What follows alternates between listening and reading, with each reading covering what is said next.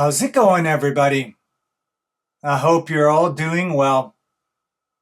Okay, so the history of melancholia stretches back for more than 2,000 years, and its meaning has changed dramatically over that time from something as different as an accepted temperament of the psyche to a clinical or pathological disorder. But here's the thing. In its long journey, we've lost sight of melancholia's lasting value. We've forgotten that, among other things, it's a source of creativity and philosophical depth and emotional authenticity. But before I get to these things, we might wonder where the term comes from because, after all, etymology is always elucidating. So the word comes from the Greek, and if we translate it from the Greek into English, it literally translates as black bile. Now, this might need some context. So according to the medical theory of the ancient Greeks, it was said that human disposition or human temperament was governed by four bodily fluids or humors, which were blood, yellow bile, phlegm, and black bile. Now, an excess of each one, that had a corresponding effect, but an excess of black bile in particular, well, that was thought to cause a melancholic temperament. And someone with that sort of temperament was characterized as prone to periods of sorrow, but also as someone who was contemplative and serious. And actually, speaking of contemplative, Aristotle goes even further here. What he noticed was that many of history's most influential thinkers and poets were melancholic. In other words, according to Aristotle, the ability to reflect deeply and to acutely feel things, all imbued with a kind of sadness, was not something debilitating, but rather it was a sign of an extraordinary mind. Okay, now if we move to the Middle Ages and the Renaissance, melancholia took on an even richer association. So during this period, many artists and scholars began to see melancholia as something not just associated with contemplation and seriousness, but with a higher state of genius. One where heightened sensitivity and profound reflection could be transmuted into great works of art or intellectual discoveries. And actually, the Renaissance painter, Durer, captures something like this in his engraving aptly called Melancholia I. Now there we get an illustration of a winged female figure, a personification of melancholia, no doubt, who's surrounded by symbols of knowledge and creativity, all while gazing into the distance as if she's waiting for inspiration. Another Italian scholar, Marsilio Ficino, also shared a similar view. He argued that melancholy was no vice, but actually was the cause, again, of creative genius. So again, far from being some kind of weakness or sickness, melancholia was viewed as a kind of muse, a companion who sits with us at twilight, an essential ally to the creative process. Okay, well, now by the time we get to the Enlightenment and to the modern scientific revolution, things begin to drastically change. With the rise of psychiatry especially, melancholia gets reframed.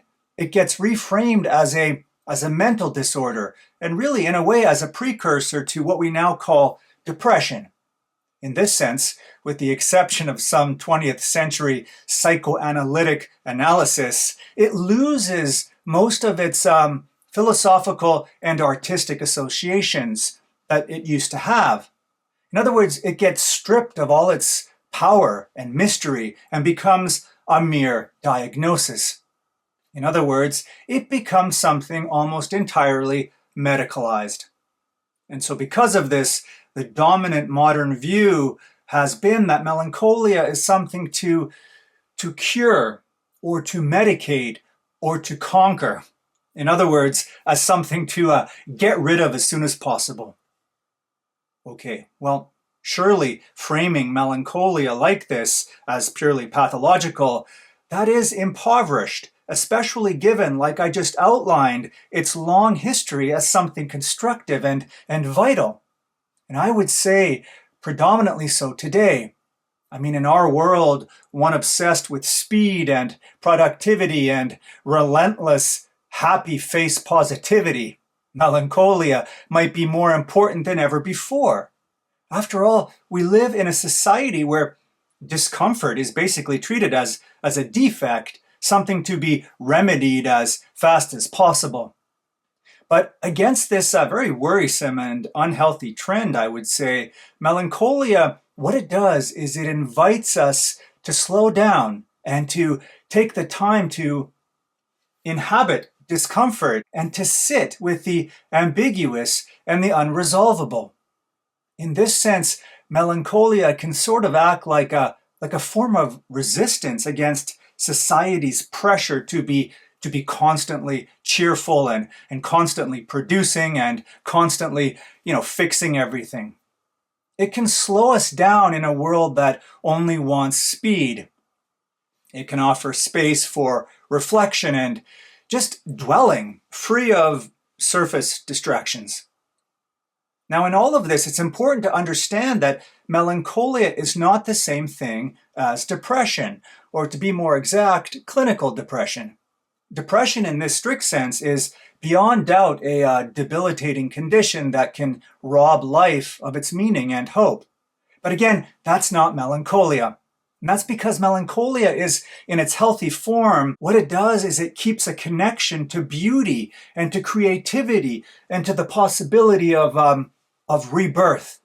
So it's a temperament or a mood that can hurt, sure, but one that can also inspire. Because remember, as the ancients knew so well, sadness and creativity, they often drink from the same well. I mean, think of Frida Kahlo's paintings or Emily Dickinson and her poems. The later Albert Camus reiterates something like this when he says, "There is no love of life without despair about life."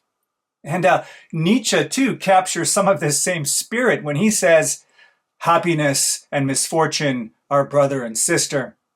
And then says again, "Pain is the liberator of spirit." So I would argue that to retrieve an older, more fertile understanding of melancholia is to remember something. It's to remember that not all shadows are harmful. Some shadows give depth to the light. And it's to remember that pain is not just suffering, but it's also meaningful. And ultimately, it's to remember that to reclaim melancholia is to participate in a very long human tradition, one that has shaped our art and our reflections and our very sense of what it means to be alive and to be human. So if we allow ourselves to embrace melancholia, I don't think it's right to say that we're giving in to despair. No, what we're really doing is sharpening our perceptions and giving ourselves the much needed permission to see the world in all of its beauty and its fullness.